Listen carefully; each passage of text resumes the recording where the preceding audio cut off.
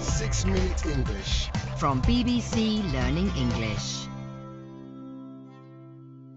Hello, this is 6 Minute English from BBC Learning English. I'm Neil. And I'm Rob. From the bubonic plague to cholera and tuberculosis, disease and pandemics have changed the way cities have been built. For example, buildings in 19th century Paris were designed with large, high-up windows to allow plenty of sunlight. They were supposed to stop the spread of tuberculosis. Coronavirus has been no different. In lockdown, cities from Rio to Barcelona were transformed as wildlife and birdsong replaced the noise of taxi horns and traffic. And with no car pollution, you could even see the stars at night. In this programme, we'll be asking if cities after lockdown will ever be the same again, and if we want them to be. We'll be hearing some ideas from different cities around the world. And of course, we'll be learning some new vocabulary along the way. One of the cities most affected by COVID-19 was Mumbai in India. But approximately how many people were affected?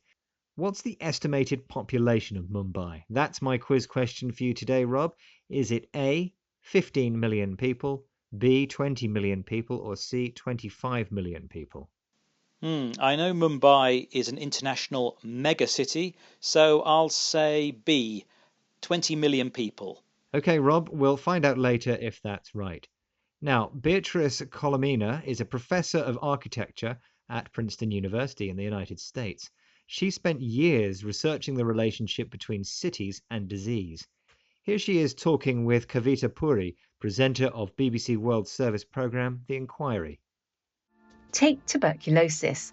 Unlike cholera, which was eliminated in London by redesigning the sewage system in the 1850s, TB was airborne. But it became really a problem with the rise of the industrial cities, the metropolis, before an antibiotic was effective. 1 in 7 people on the planet had TB, but in dense cities like Paris, it was 1 in 3. Closely packed tenements meant the disease spread like wildfire, and architects and planning experts responded. Some diseases, like cholera, could be prevented by redesigning cities to improve hygiene, like the wastewater sewers in 19th century London. But the problem with tuberculosis, or TB for short, was that the disease is airborne, carried and spread in the air. Adding to the problem was the fact that antibiotics, medicines like penicillin that can destroy harmful bacteria or stop their growth, was not discovered until 1928, too late to save thousands of people who died in Mumbai, New York, Paris and other cities during the 1800s. Diseases like TB killed more and more people as cities industrialized and grew bigger and bigger, leading to the creation of the metropolis, the largest, busiest and most important city in a country or region. Many people crowded together in large metropolises, meaning that disease could spread like wildfire, an idiom meaning spread quickly around many people. Even today, disease is shaping our cities. In post-COVID Paris, new ideas for a 15-minute city aim to make all public services available within a 15-minute walk to help people working from home. Other countries want to build better, more affordable housing outside the city centre. But according to Mumbai resident Dr. Vardi Tandel, this won't work, even if the housing on offer is better. But why? The reason is work. When you shift them out, you're moving them away from their livelihoods and they're not going to be able to sustain themselves there. So they will be coming back because their jobs are in the city and they cannot afford the commute from farther off places.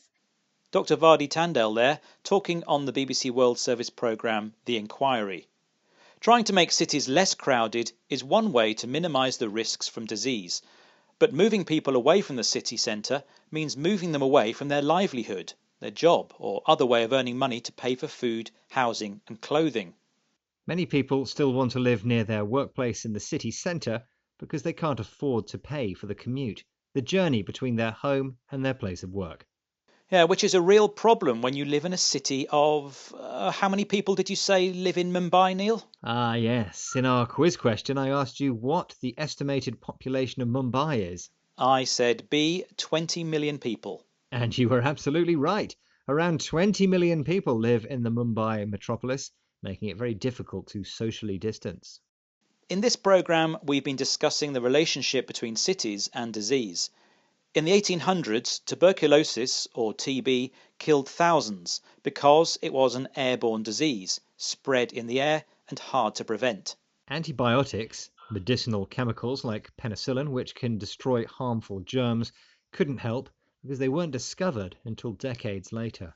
So in metropolises, the largest and most important cities where people live, crowded close together, diseases spread like wildfire, an idiom meaning spread widely and quickly. In Mumbai and other places, the problem remains that many people need the city for their livelihood, job, or other way of earning money. So they prefer to live in the city centre instead of paying for the daily commute, a journey often by train, bus or car from your home to your workplace.